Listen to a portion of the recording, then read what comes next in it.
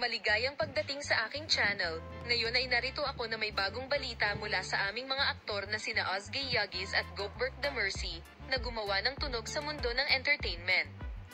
Upang laging magkaroon ng kamalayan sa magagandang post ni na Ozgie Yagis at Gokberk Demercy, huwag kalimutang mag-subscribe sa aking channel, i-like ang aking video at suportahan kami.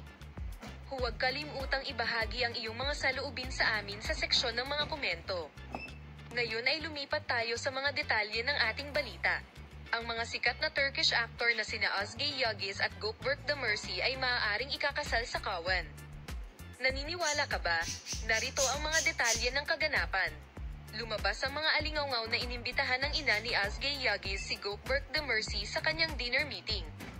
Ang punto na nakarating sa amin ang mga chismis na ito mula sa ilan sa aming mga lihim na mapagkukunan ay nangangahulugan na maaaring nauugnay ang mga ito sa mga plano sa kasal. Parang exciting.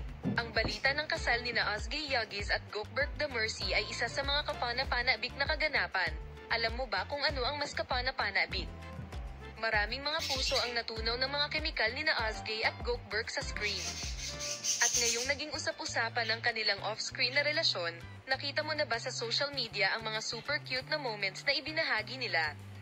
Halika, ang cute-cute nila, no wonder everyone is crossing their fingers for a wedding announcement. Pero ang tanong, ang so-so dinner date ba na ito ay isang hakbang patungo sa wedding pines? O magkaibigan lang sila? Ang tensyon ay talagang naguguluhan sa lahat.